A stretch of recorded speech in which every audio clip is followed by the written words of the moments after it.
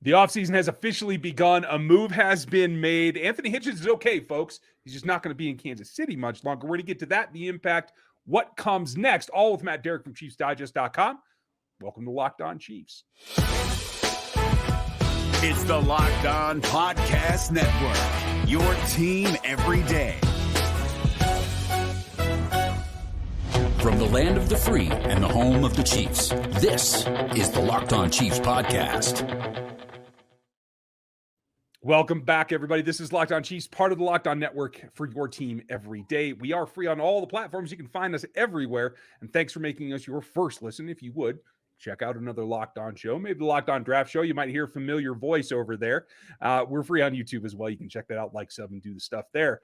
I'm your host, Ryan Tracy. This is about analytics, about performance. That's what I do at Rogue Analytics Performance Consulting, as well as RGR Football and on the Draft Show. You can find me at Ryan Tracy NFL on Twitter. You can find Matt at over here at Matt Derrick. It's all one word. And you can also find him at ChiefsDigest.com. The man with the plan and on the beat. How are you, Matt Derrick? I'm hanging in there, Ryan.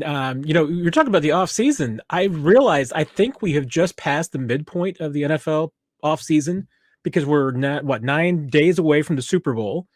We're about 3 weeks away from the beginning of the new league year, and the combine is less than a week away. I mean, the NFL offseason is almost over.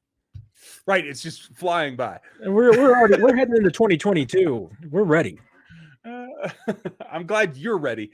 I have a lot more film to watch. I am working on that. But with the combine right around the corner, however thin the entourages will be, I will have something out on that on the RGR channel, folks, about this back and forth of what the process is.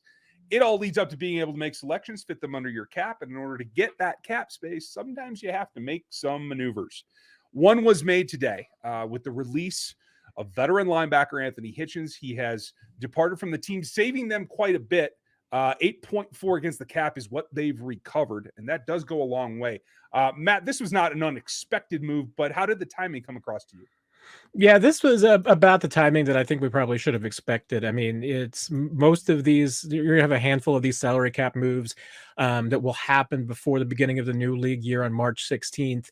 Remember, once the new league year begins, you'll have another wave of moves when teams can, designate the June 1st cuts and be able to spread those cuts over this year and next year. So there's a couple of waves here, but yeah, for the players that, that the Chiefs can walk away from now, and it's not going to really make a difference. Like with Anthony Hitchens, only had 1 year left on his contract. Wasn't going to be any difference as far as whether he's available now or in 2 weeks. But the Chiefs need salary cap space now going into the new year. And by walking away from Hitchens, this is a pretty good indication that not in the plans for next year. There's no, restructure or renegotiation to try and shoehorn him in for one more season. So that's it for the Anthony Hitchens area in Kansas City. Yeah, and there's going to be questions, of course. A lot of folks enjoy his leadership, enjoy having a steady hand at the linebacker level. When they ask me this afternoon and tomorrow, hey, they let him go, but can they bring him back on a vet min deal and that kind of thing? Can they get him back in the room? I should tell them, no, that's not in the cards, or they would have done something and announced it now, right?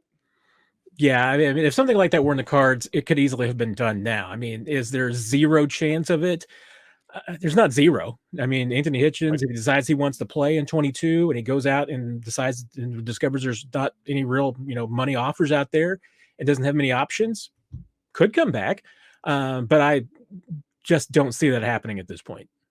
It's interesting the way that you put that. If he decides to play in 22, do you think that we know that there's been a physical decline a bit in his time in Kansas City? I wouldn't put it as catastrophic at this point, but do you think that it is a possibility that he may choose to retire? I mean, I always think it's a possibility with any NFL player in this day and age. I mean, the money is so great that honestly, it surprises me that sometimes players play as long as they do. And Anthony Hitchens has made good money in this league. He's getting ready to turn 30, like you said. I mean, and he has been, for the most part, a bit of an Iron Man. I mean, he hasn't had any, serious injury that kept him out an extended period of time. But the little nicks and dings pile up. I mean, and Hitchens has had a little bit of everything here and there. I mean, and once you get past 30, those can just get even worse. So, I would certainly expect that going forward, Hitchens hasn't always been a 16-game guy. We're now in the new era 17-game guy. But he's consistently played. I got the sense that Hitch loves the game. He's probably going to play for as long as he possibly can. But at the same time, I also get the sense that I don't think that Hitch is just going to go out there and beat his head against the wall for a vet minimum. He's got some young kids. He's got a family. So those are all always factors too. That never surprises me when players walk away from the game early. But I would expect that Hitch is probably going to look and see what's out there. And I think in a scheme that is more reminiscent of what he's been asked to do, but prior to joining the Chiefs, I think he might have some offers out there. We'll have to see. We're going to go over here in a little bit how this affects the team and what it's done to progress them to this point. But what they are missing is a guy that repped within the top 3 easily, although he was not the top play snap count of the linebacker group this season for the first time in quite a while. And so that actually leaves a hole, I think. We expect Ben Neiman to be a free agent as well. We'll see if he tests the waters. I don't know what that holds for him currently, but I have a little bit of trouble seeing him back in the Kansas City uniform. So with this move, that tells me that youth is still, despite back-to-back second-round pick selections at the position in years past, something that they're going to have to get done either in free agency or this draft. Am I on track? Well, I think you're on track, but to me, the first thing that this move tells me is that they feel like that the draft selection of Nick Bolton last year worked. If they had any qualms or concerns whatsoever about Nick Bolton being the Mike linebacker and being the quarterback of this defense going into 22, Anthony Hitchens would still be on this team. They'd figure out a way to make it work. This tells you that draft pick paid off. They're ready for Nick Bolton to take over the lead. Hey, there's going to still be plenty of questions about, hey, is Nick Bolton a 3-down linebacker in this league? He's got to be able to answer that. I mean, that's the next challenge for Bolton is to, continue to build on what he's done so far and progress. But at this point, the first thing it tells you is that, hey, they're ready for Nick Bolton era to begin. So there is still work to be done. I mean, that linebacker room is not done. I mean, they've got a couple of really good young pieces that they like, and Gay and Bolton. You're right. I mean, outside of that, then, your 2 most veteran guys and Neiman and Hitchens now are not under contract for next year. Neiman's a question mark. I mean, we'll see. I think the Chiefs would like to have him back, but once again, it comes down to money. And, when you get to those 4th and 5th linebacker positions, honestly, those are positions that you just can't pay those guys very much. They need to be young players in this league. With what the Chiefs are doing defensively, especially if they're going to stay in a 3-4, that 4th and 5th linebacker have got to be special teams players. So, it certainly wouldn't surprise me if the Chiefs went shopping for a linebacker, whether, it is somebody in free agency to just round out that group. If it is in the draft, even to be able to find, because Dorian O'Daniel is kind of, up in the air too going forward. So, they've got a couple of more things to figure out there at that linebacker group. And we're going to get into that and what the ramifications are here after we talk about some of our friends at BetOnline. Football season might be over, but basketball is picking up steam, and all the pro and college hoops are going right now. March Madness is on the way as well. Lots of odds, totals, player performances, props, anything you can think of where you want to know what is the odds to lay. BetOnline.net is the #1 spot for all of your sports betting action. It doesn't necessarily have to be basketball either. It can be any kind of sports, hockey, boxing, UFC, pro soccer, anything out there that you want to put some action on, you can do it. BetOnline remains the best place for all of your sports scores and podcasts and news this season, next season, and every season. Head over to the website today or use your mobile device to learn more about the trends and the action and get the news that you need to be smart about laying your odds at BetOnline, where the game starts. And thank you to them. What this means for the team is convoluted, to say the least. There are options there. You can hear more about some of the draft options if you go check out the Locked On NFL Draft here on YouTube. Please check that out. And you can subscribe on any of the free platforms for audio as well. Matt, when we take a look, you hinted about it before. The affirmation of what they wanted in Nick Bolton comes from this move. I think that's clearly evident across the board. I think they're happy with Willie Gay as well. The question becomes, and I think this is a golden opportunity, like you said, with Hitchens and Neiman, your 2 most experienced linebackers, and then a role player in Dorian O'Daniel, all being free agents. It allows you to remake this level of the defense nearly in its entirety. And I think we've been stuck with some players, or we've seen the Chiefs be stuck with some players that are built for the base when this defense wants to go to the nickel and the dime constantly. Do you think that in terms of prioritization, is it a second linebacker with the coverage skills, the athleticism of Willie Gay that could be, like you said, the third down linebacker that comes in, and maybe Nick Bolton is the first and second down kind of guy? I know there's some conversations to be had there. Or do you think that this team needs to go out and look for a true powerful, like first and second Sam type linebacker to pair with them in the base? Yeah, that's a really good question. And to me, it goes to, I think, what the Chiefs feel is the future look of this defense. And we probably, and this is, I think, a really great question that we would ask Spags at some point during the offseason when we get a chance to, is just, how he views what their defensive scheme is right now. Remember, they brought in Joe Cullen as their new defensive line coach, which, has a history of working a lot more with 3-4 defenses, whereas the Chiefs are, in the 43 right now. That's curious to me about how it all fits together. But as you said, I mean, with the way that the Chiefs play sub packages, 4-3 is just, it may be their base, but they're not in base that often. And increasingly, when you get more and more, 3 down lineman looks and everything, which the Chiefs have done plenty, even though they do play a 4-3, you do need different personnel. And, so what are they looking for? I mean, if the Chiefs if they believe that Nick Bolton is more suited to being a first and a second down guy and is not that ideal piece for a third down package, you're looking for, an upgraded Ben Neiman. You're looking for a guy that can play downhill, that can blitz a little bit, but most importantly, can cover, like you said. I mean, can do a few different things. Maybe doesn't have the hit power that a Nick Bolton has that's going to make, people pay him in the run game. But, somebody who can do a little bit of different things, because the Chiefs like that. And Steve Spagnuolo likes that linebacker, that Mike linebacker, especially in their third down package, to be a guy that can cover a tight end, somebody who can blitz, blitz the quarterback. I mean, he wants them to be a little bit different, and not that, maybe Willie Gay couldn't be that, but, you're looking for a jack of all trades. And that's the one thing that, hey, Ben Neiman was kind of that, because he had a high football IQ and knew how to play all those roles, even though he maybe wasn't the most physically blessed. Ideally, you want somebody that's like that. I mean, it's a Ben Neiman with a high football IQ, but just a little bit more athleticism. Absolutely. Folks, go watch Chad Mooma's film. I'll just tell you guys that, Wyoming linebacker. There are options around that. And like you said, it does come down to what Spags wants to do. And now that I take a step back even farther, because of all the free agency on the front line as well, the defensive line, this is an opportunity to really change the entire front seven.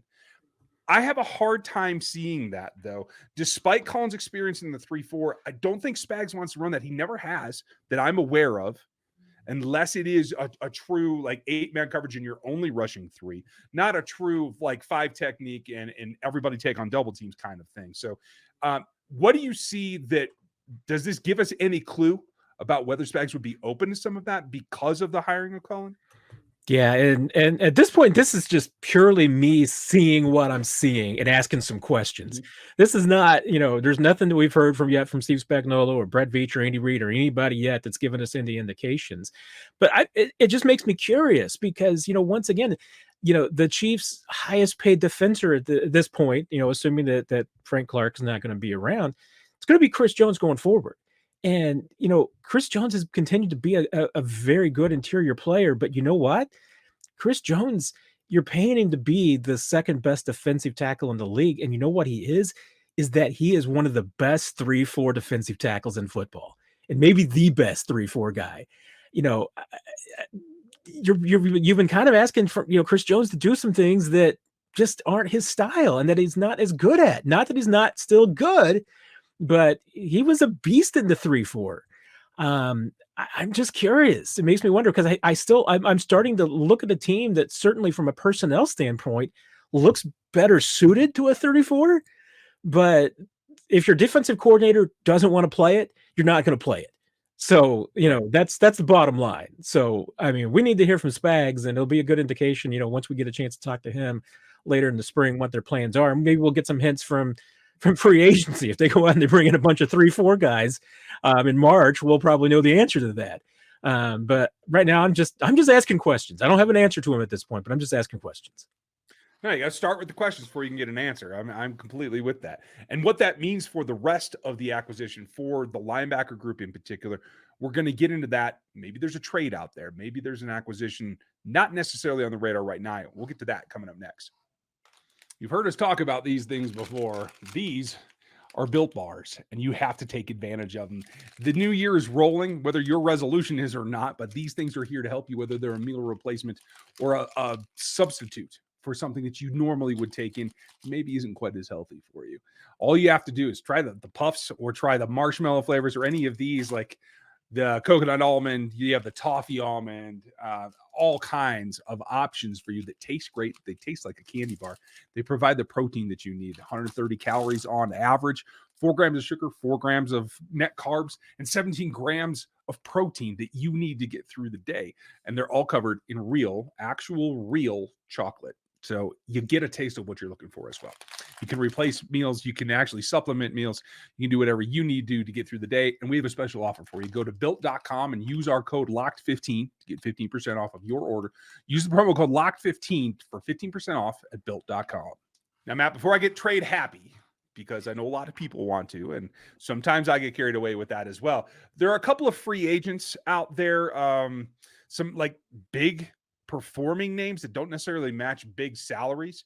I think the number one thing for me, though, when I look at either the free agent group or what could be possible in the draft is I think what they've shown the last couple of years in drafting Willie Gay and Nick Bolton back-to-back is the youth movement at linebacker is predominant.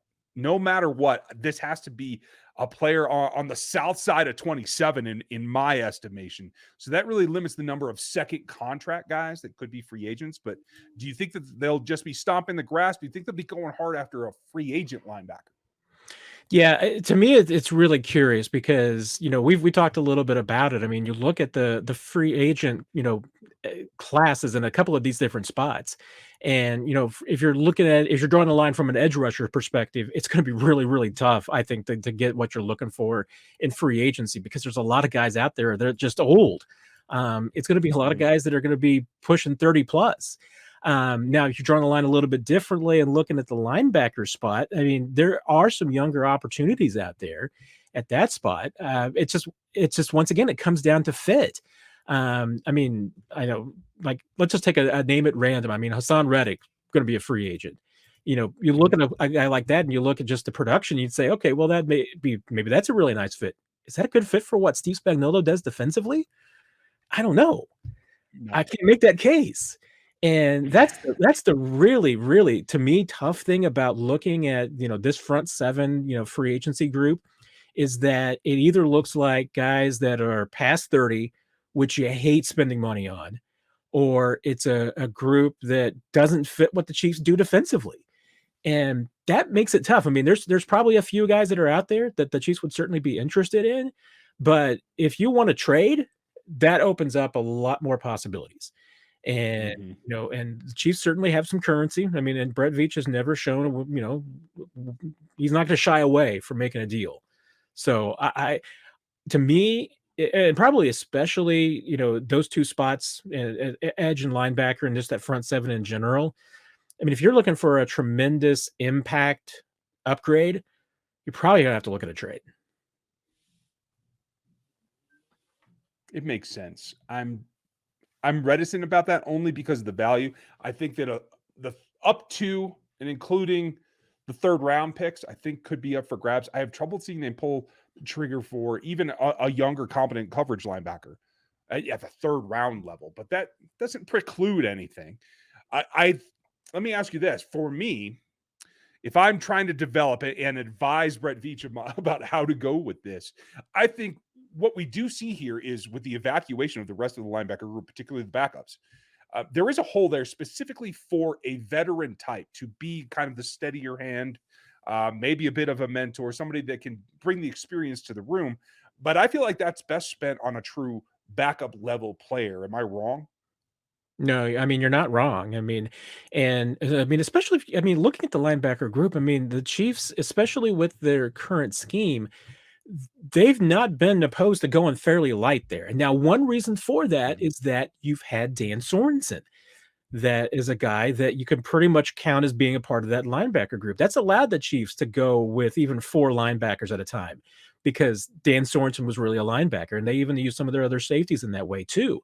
Now, suddenly, if you're pulling out Tyrann Mathieu and you're pulling out Dan Sorensen, now you gotta, you need another chess piece there. And yeah, the Chiefs, drafted Dorian O'Daniel with the idea that maybe he was going to be that role, and it's just never worked out. I mean, he's been a very fine special teams player, but Mhm. 4 seasons now, and he did not become that, tweener guy that could swing back and forth between linebacker and safety. Is there a player out there that the Chiefs like that could fit that kind of role?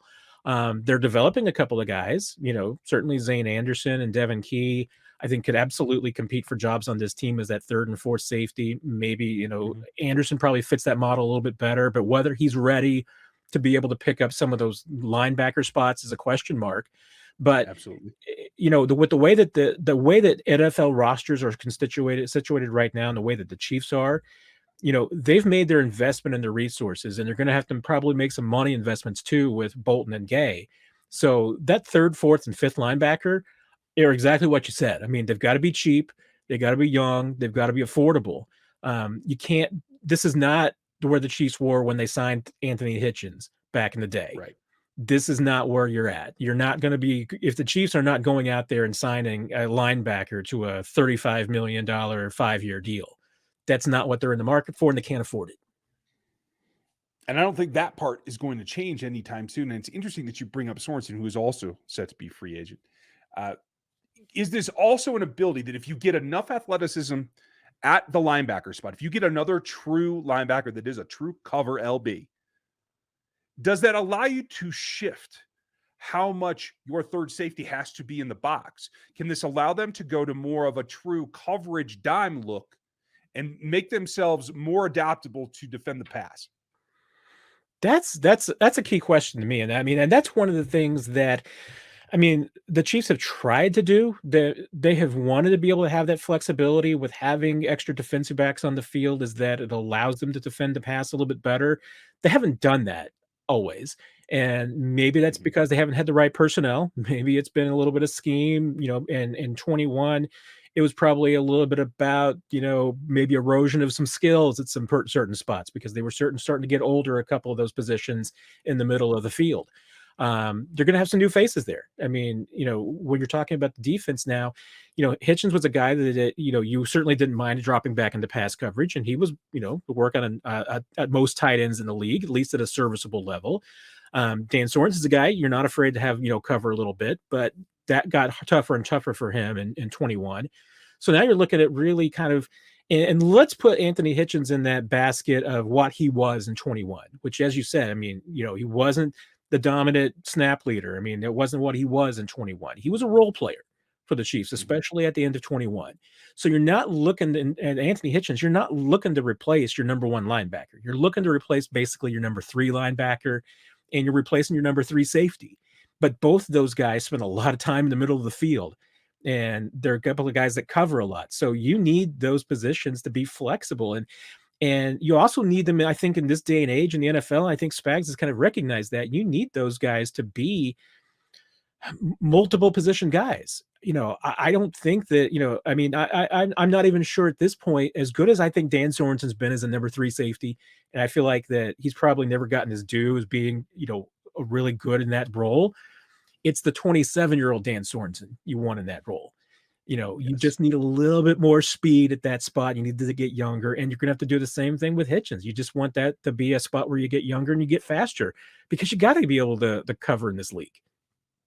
I think that's the way that it's going. And the longer we talk about this topic, the more I think it has to be, in terms of guys that are going to play significant snaps, it really has to be somebody younger. So even a 26, 27-year-old free agent at the linebacker spot probably isn't enough, because then we're going to be in the same cycle that we've seen the last 4 years, where you make the signing and it's proficient on the field, but every year that goes by, you're losing performance. That is the natural flow of things in this league. So maybe we really do need to see what's in that draft class. I think there's a lot of options at both of those spots, so we'll see what happens. But we're going to be back with Matt here next week, and make sure that we check in on the precursors to free agency and what might come flying around. I hope that you're resting up, Matt, because it's going to be pretty furious here. Yeah, we got a couple of busy weeks ahead of us. I mean, the combine's coming up, and then after that, new league year. So yeah, between now and the middle of March, there's going to be a lot going on. Last question for today, though. Do we see any more moves between now and the time we talk next week?